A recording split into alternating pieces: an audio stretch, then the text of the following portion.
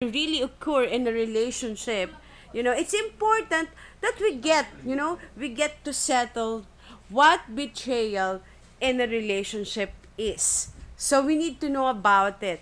It's like, and we're busy here in the. So this is because different people have different values. So different people have different values. So generally, betrayal in a relationship occurs when there is a what? Violation of a presumptive contract. Trust, trust issue is a must. You know, we should take care of the, you know, I will just segue. They said that in love, there's the most three biggest factor, which is trust, love, and respect. It should be aligned, the three: love, respect, and trust. If any one of those, um, were able to occur any problem of that issue, definitely it won't work out anymore. So still, it really depends on the two of you. So generally, betrayal in a relationship occurs when there's a violation, no? And of course, which produces moral, psychological conflict, na sinasabi, within a romantic relationship. So, syempre, it's very common that the act of betrayal is breaking your trust. Act of betrayal. Your trust in your partner, of course, and depending on the form of betrayal involved. So there's a lot. Some people even find themselves having trust issues. For the rest of their lives. So that's one thing. That's one thing that we should take care of from the very start of the relationship. It's the trust issues. And the aim of this is not to weigh you down with negative emotions, no, but to equip you with winning strategies on how to overcome a betrayal from a loved one and move on to finding real loved ones again. So by the time that you are done, listening to me, watching me, so you'll find the strength. You will find the strength to move on into the new phase of your life. No, even if you have been betrayed by a partner before. So I think the internet is not so good. So it's so we will be talking about the 8 types. There are different kinds of betrayal that are hurtful as affairs. No, it's but before that, say hello first to my good friend Mervy Mendez Balcueva, all the way from Sangguniang Panunsod, Legazpi. And of course, say hello to the LBC people. Thank you, Manager Edlin. Thank you for watching. So this is it. We will be talking about that one. So, no act of betrayal is little. Is little and should be treated with levity. However, these types of betrayal cut deep like a warm knife slicing through butter. No? And so the very first thing that we should learn about betrayal is the intangible acts of infidelity. Intangible acts of infidelity. In fact, if there's somebody, like for example, somebody is messaging you and trying to, not trying to, is that proper word? Trying to flirt you around and you reciprocate. In fact, there's one, you can actually lead that to infidelity or, So anyway, The very first type of betrayal is intangible, no? Intangible acts of infidelity. Wait a minute. Wait a minute. When we hear the words infidelity, our minds, of course, have a way of cooking up this idea, no, that a one partner in the relationship has to be having the, the sex with someone else to be considered and being unfaithful partner. That's the very common thing that we think if we heard about infidelity. You know, when our partner has sort of like being unfaithful to us, or it's having an sex to anybody, other person. What if this isn't entirely true? Are there other scenarios? Are there other scenarios that, although not sexual, qualify to be considered an act of infidelity? A simple conversation. A simple conversation, conversational answer is yes. Like what I've told before, if there's somebody's flirting you around, and then you act, and then that's even a simple conversation is a yes. That's an act of infidelity. You know, in fact, when you check it in Wikipedia, infidelity defines as the violation of a couple's emotional and or physical exclusivity. Exclusivity usually resulting in feelings of anger, sexual jealousy, hurt, or rivalry. So that's one thing that you should. And another curious aspect, syempre, of this definition is the choice. It's the choice of the synonyms, that we associated with infidelity. And one of which is, of course, straying. Straying. This definition, coupled with a highlighted synonym, suggests that not all forms of infidelity are physical and sexual. So, yan. You should remember that. Non-sexual forms of betrayal in a relationship can be damaging. Can be damaging as the sexual forms of betrayals in relationships. That's what happens to me. The last relationship. So, I'll be giving you a few things. That constitute, constitute to the non-sexual forms of betrayal in a relationship. So, always remember that. Always remember that, Tess Malaga. Thank you. And a while ago, I saw my good friend Ronald Lita. Thank you. So first, what is this? Financial infidelity. It's a form of infidelity in a relationship that involves financial obligations. While it is expedient to have your independent funds as an independent adult, some financial acts of betrayal can constitute a profound nuisance to your relationship. If your partner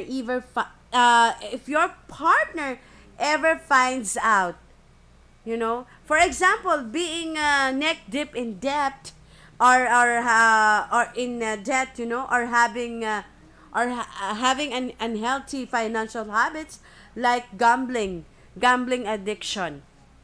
So that will give you sort of like financial betrayal or financial infidelity.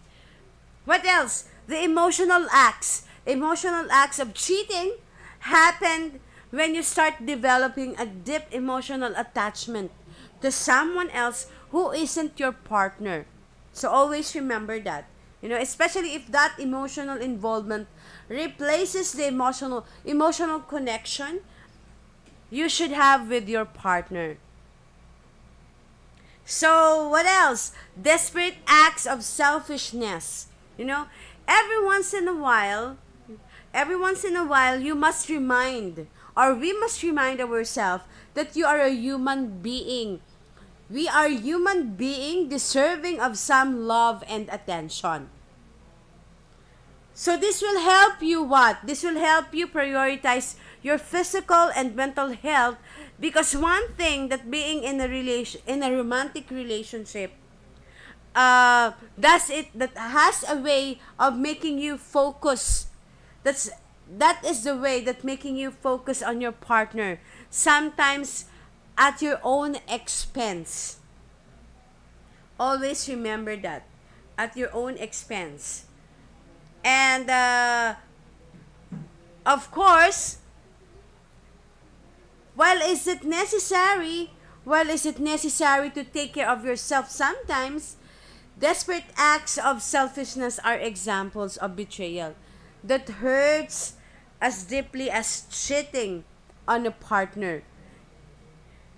Tama ba? Llorera Lopez. Say hello to Isa Llorera Lopez. So and excessively self-indulgent, ways without considering the needs and wants of your partner will what? Over time, cause a strain in your relationship. And the sad thing about this type of betrayal is that you may not immediately feel the heat in your relationship. If your partner is long suffering and who can put up with a lot of your excesses, or so, like for example, if you ate the one who is the way in the relationship, so they may be able to hold off immediately, showing you how they feel about your actions. So, however, continuing this over an extended time frame can cause significant damage. To your relationship. In fact, according to my research, has shown that taking and receiving only can have negative effects on the relationship, because that's a sign of selfishness. If you are only the one who's taking it all, they can cause feelings of what? Inferiority, of course, lonesomeness, and social disconnections.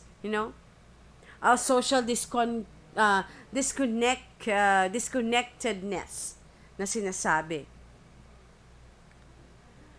Not sticking up for your partner, especially in public. This is just we are just tackling about the that any forms of infidelity.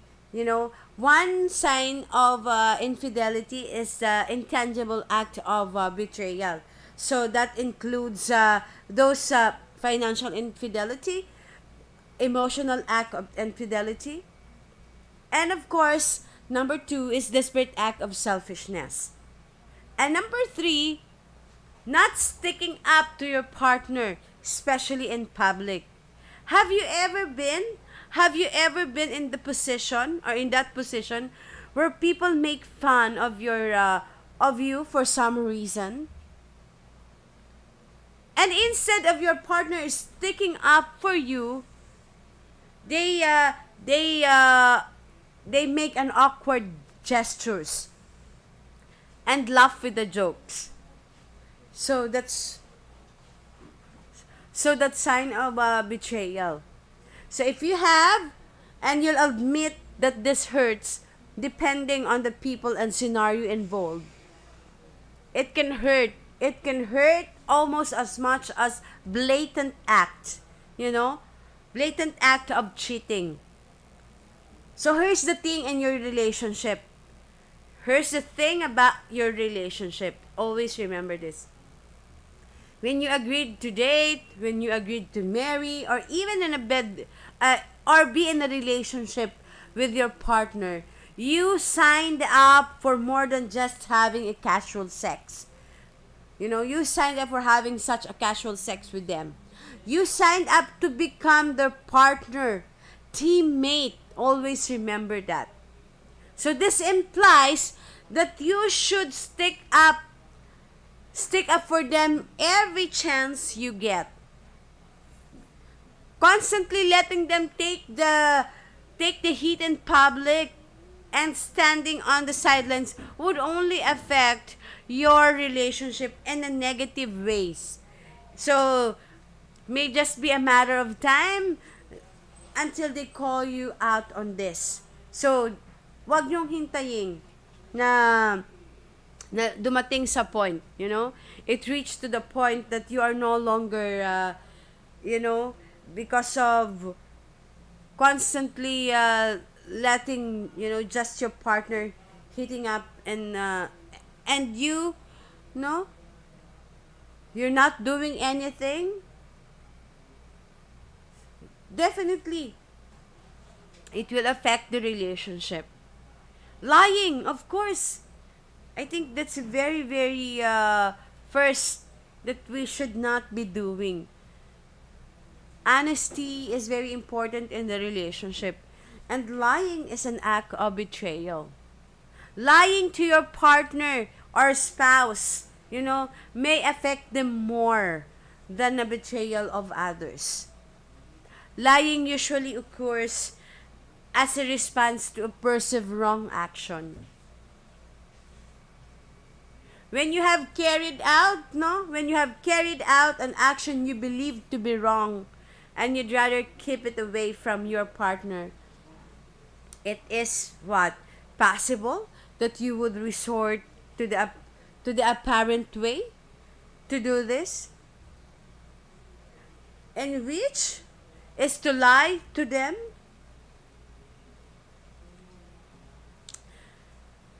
Many times the most painful part of this type of betrayal is that your partner would keep what? A major part of their lives away from you.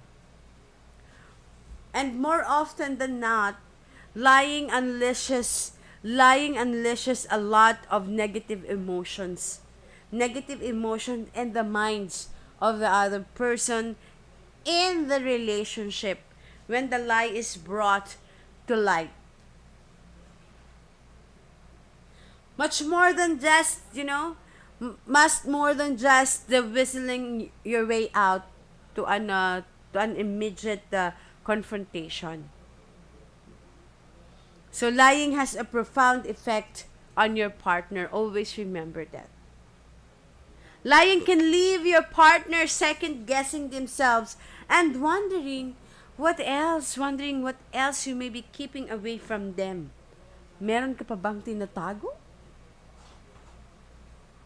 And that's very hurtful that if our partner learn that to other people, something that from the very beginning you would be the one to talk it talk it talk it out to him or to her. Also, depending of what you've been lying, of course, what you've been lying to them about. So this second guessing can cause your partner to begin taking everything you tell them with a grain of salt. So the result of this is dashed trust and feelings of insecurity that may take a long time to fix. Always remember that.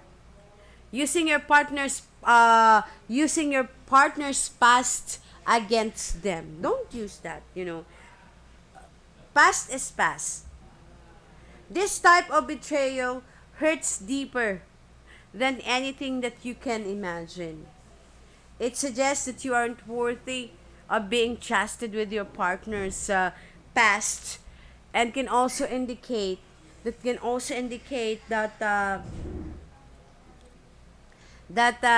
you aren't worthy of being trusted with your partner's past, and can also indicate that you are emotionally immature. Ay. Okay. Say hello to, of course, Madam Juliet Barisomar. Thank you. And, Tita Jet, we can talk about did you know that it's National Arts Month, February? So we attended the last Saturday the exhibit of the University of Santo Tomas Architecture and Fine Arts students. So tomorrow we will be talking that one, of course, with former professor of the College of Architecture and Fine Arts, Madam Juliet Barisumar. Hello, umagang maganda. At of course, maganda pa tayo sa umaga. We are beautiful, Madam. So, we will be talking tomorrow about that. And since it's February, I'm talking about the love and betrayal. You know, mostly, this is all about betrayal. You know, the different types of betrayal in the relationship. So, of course, the very common knowledge when you say betrayal, you know, it's all about having a sex with other person, you know, but it's not. There are many forms of betrayal. Even the act of communicating to someone without, the knowledge of your partner is the act of betrayal. So, I said using your partner's past against them is also an act of betrayal. So, like what I've told you a while ago, out of many reasons, your partner confided in you. So, one of the most likely way to access your support and help through their dark times. So, they may have, of course, they may have made a mistake and the last, one day would have to, deal with for a long time. So even if it's just emotional or mentally. So as a sign of commitment to them, to your partner, part of your job is to help them get over their past mistakes and hurt, not to use them as verbal jobs when you argue with them. Always remember that. So using your partner's past against them is a type of betrayal that curls deep. And you may even find them physically recoiling from you when you do this to them.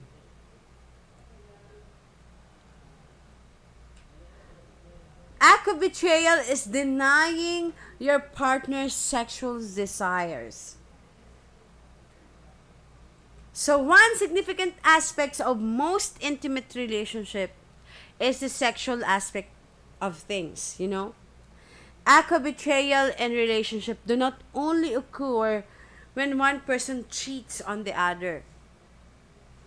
So a conscious rejection of physical intimacy with your partner, especially for no apparent reasons, can affect your partner's emotional and mental health in more ways than you can imagine. So if you keep making advances at your partner and they keep rejecting you, you may be tempted to believe that you don't look physically attractive to them. And that maybe just like just not like you that match. So, this idea, if not clarified, pag hindi po to naka-clarify, can cause to a spiral into depression or self-doubt na sinasabi. Emotional coldness and detachment. Being available to your partner doesn't only mean that you should be there physically present. It also means that you should be present with them both physically and emotionally. 'Di ba? Andyan yung sometimes you can check on that sa atin. Nangyari na yan na yeah, you're there physically but you're not attending Your heart and your mind is not actually attending to your partner. Di pa pag magkagalit tayo, kayo, di ba? Nagka-boyfriend and girlfriends na kayo. So, you may be, you're together, but if she or he is talking to you as if you're dead ma. So, emotional coldness and detachment is another form of betrayal. Always remember that. Although intangible, hurts as profoundly as infidelity. Imagine imagine having a partner who lives in the same house as you, but who you can reach in times of emotional need. 'Di ba? That's really hurtful that you're having a partner and in times of you really wanted to talk to a certain because she's really in need of someone to talk to, especially you as a partner. So if this emotional detachment continues over a prolonged period of time, definitely it can cause a strain on the relationship. And of course, disrespect. This is the last, definitely not the least. The sign of betrayal is disrespect. Your partner is and should be many things to you. A slave is not one of them. Being a slave in a relationship is not one of them. When you begin to act in a way, when you begin to act in a way that makes your partner feel as a tough, as though they are, beneath you, or that you are more important than you are, your relationship begins to decline. Sometimes these acts of disrespect could be subtle. So, at other times, sabi nga, they could be pronounced. In any case, disrespect for your partner can be what is a dangerous type of betrayal. You don't want this to tear your relationship apart. So if you feel that your partner is disrespectful towards you, I'm sure. And if you have ever experienced any of this, forms of betrayal, you'd agree that they are hurtful and can live, no?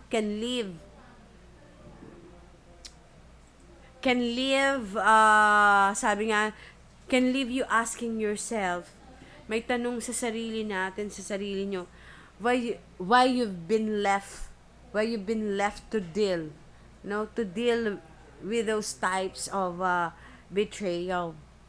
So, ganun yon. Why do you have to deal with different types of betrayal in a relationship? You have that questions in your mind.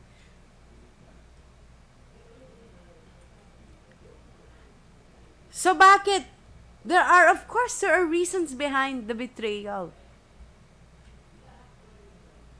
It has something to do with our negative experiences, the past negative experiences. If your partner has dealt with traumatizing experiences in the past relationships, they may express acts of betrayal towards you. They may disrespect you or to try be emotionally detached from you. To what? To prevent heartaches again.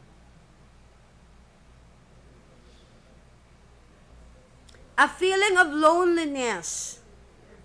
A feeling of loneliness and despair. If you feel lonely and emotionally withdrawn from your partner, you may go on to seek comfort in other places. Sometimes this could what lead to unprecedented acts of betrayal in the relationship. Also, if you have unmet emotional needs or a craving for love, when your partner is emotionally, physically unavailable, you may find yourself in a tough spot.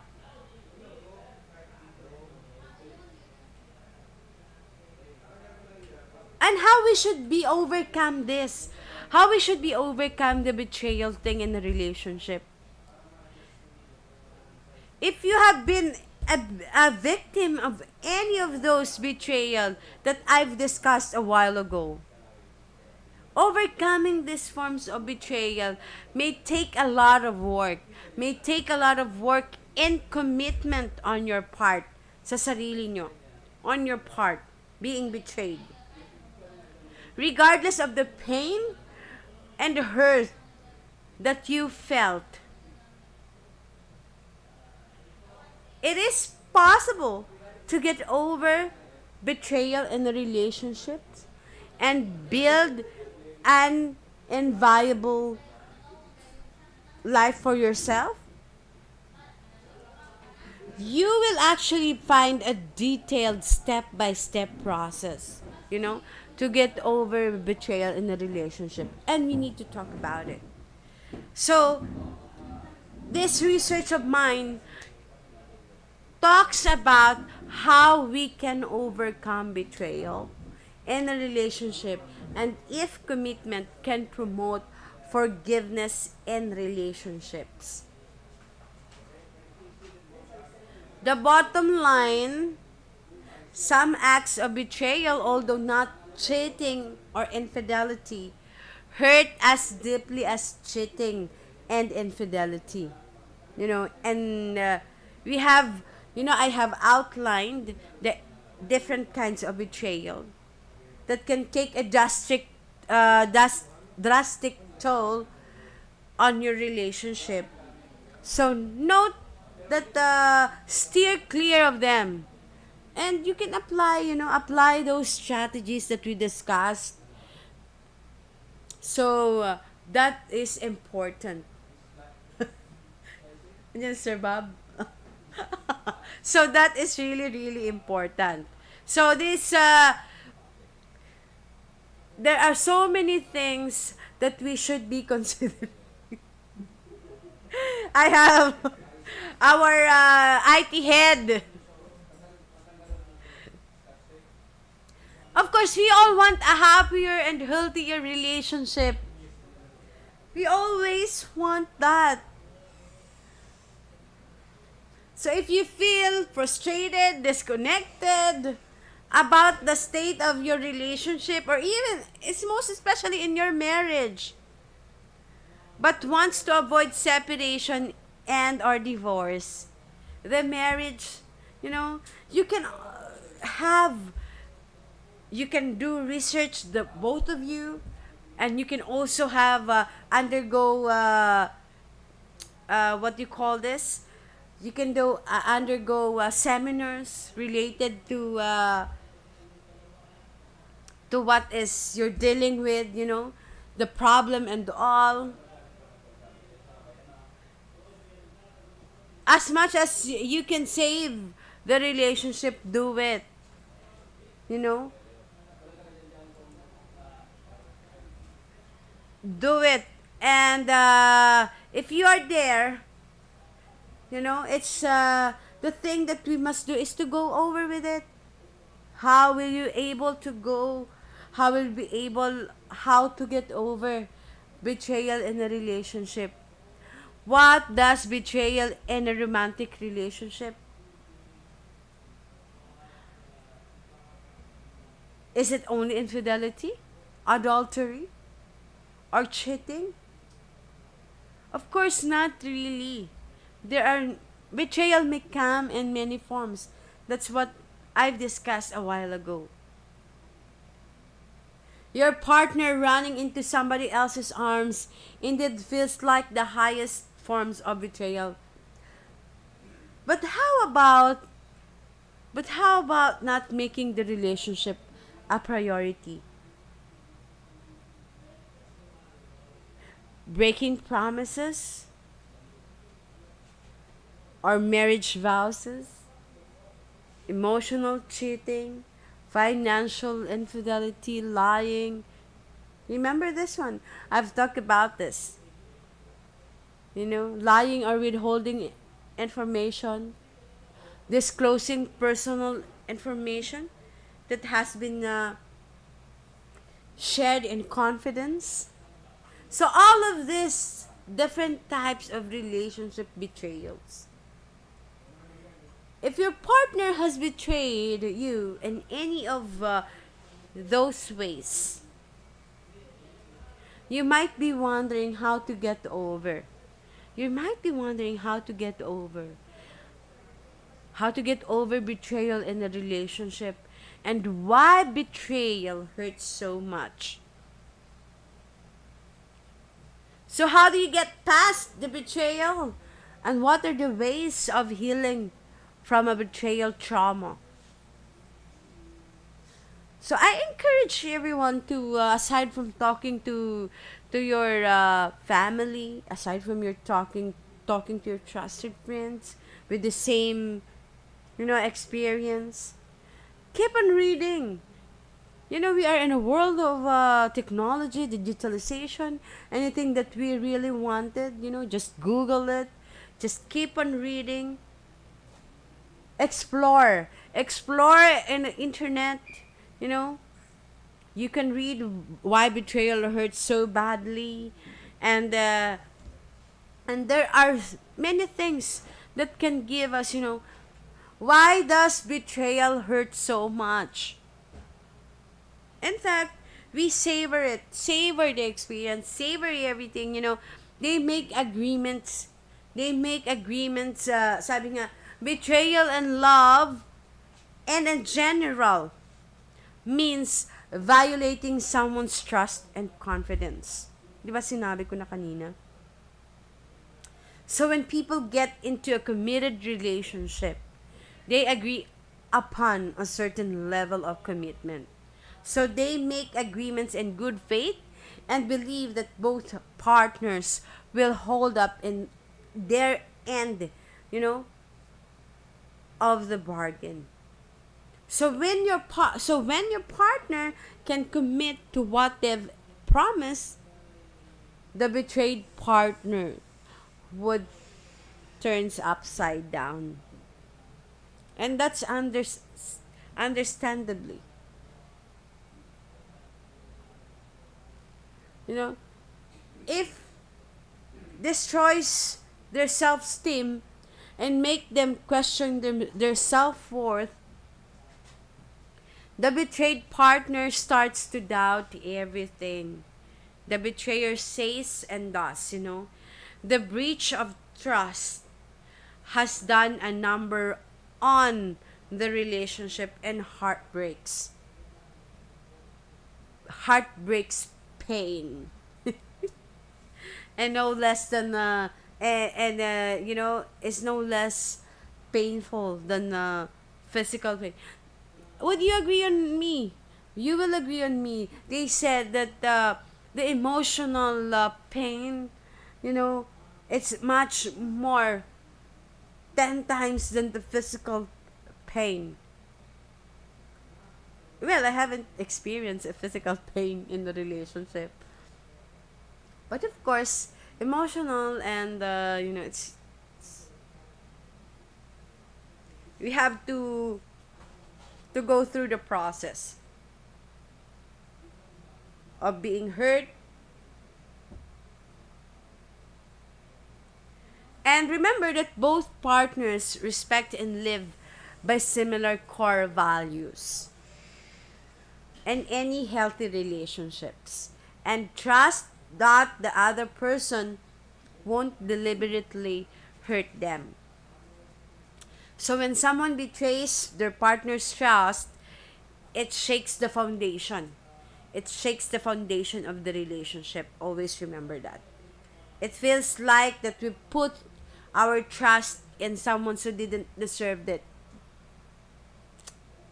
So it leaves us feeling shocked, of course, confused, and insecure. How can we trust people again after someone so close has shattered our trust. We constantly, live in the fear of betrayal na sinasabi. So, and remember that we as a humans crave for yung sinasabi nating emotional intimacy. The emotional intimacy and connection. So a partner's betrayals makes it difficult to trust people, preventing us from forming a meaningful relationship. So losing one's trust is a terrible loss. And that's why betrayal hurts so much. Wondering how to get over betrayal in a relationship? Siyempre, you need to go through the process. You need to go through the process of it, you know? So we will be talking about it step by step. And maybe tomorrow, because it's already 9:53. And I will ask also, of course, yung aming mga OJT to sit with me, and one of my we can talk about everything, no? So that's it. So always remember that we all deserve to be happy. We all deserve the trust, the respect, and the love that we need and want in a relationship. So from the start, from the very beginning, betrayal should be some sort of like we should omit that in a relationship. We should not let it happen to the point that our partner betrays us, or you betray your partner. So see, it's love month. We should always take the positive side of everything that involves in a happy relationship, in a committed relationship. And mind you, even if you know, we've experienced so many heartaches in the past, still for me, it's really good to stay in love. Right, Mervs? Stay in love, and it's good to be loved, of course. And we should always take time to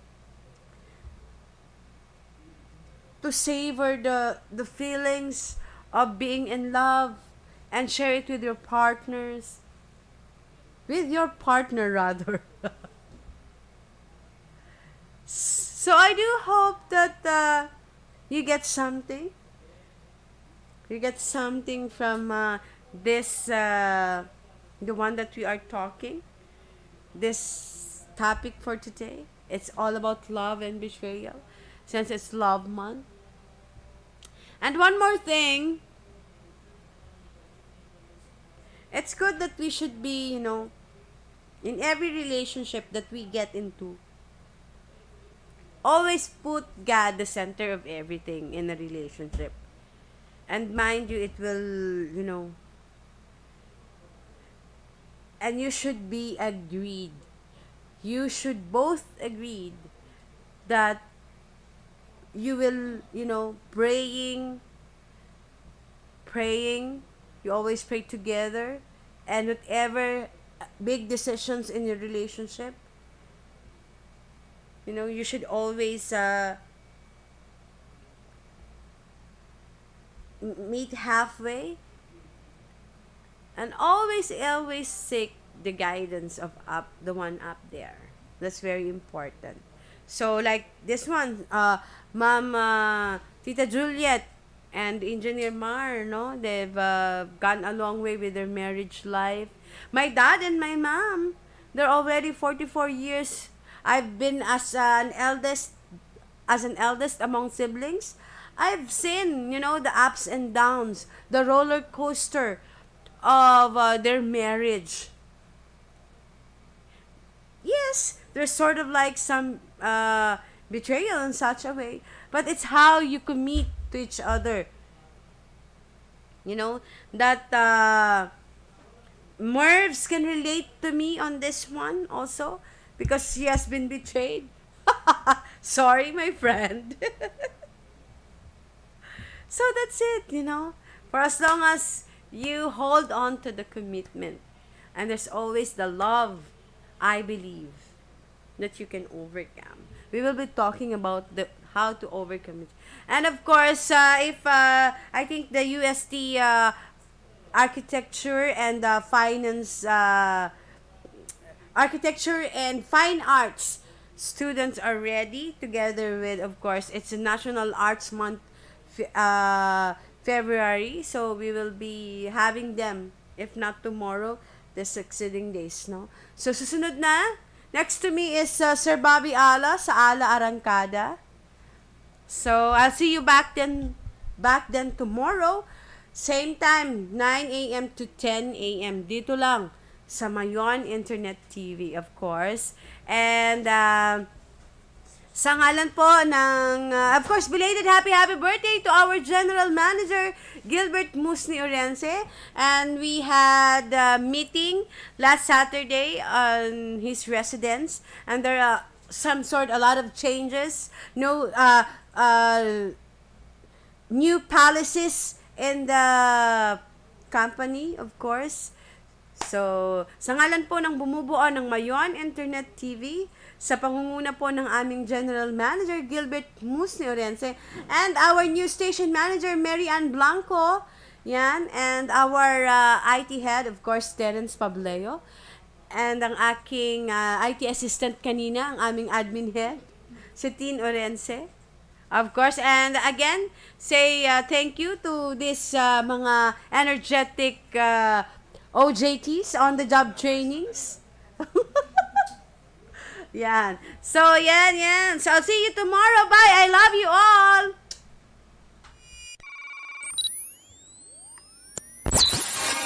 Patuloy ang magbibigay serbisyo para sa mga kapitbahay. Maghahatid ng mga mainit na balita at informasyon. Mga detalyeng programa para sa inyo lahat. Ito po ang Mayon Internet TV. Ang iyong kapitbahay.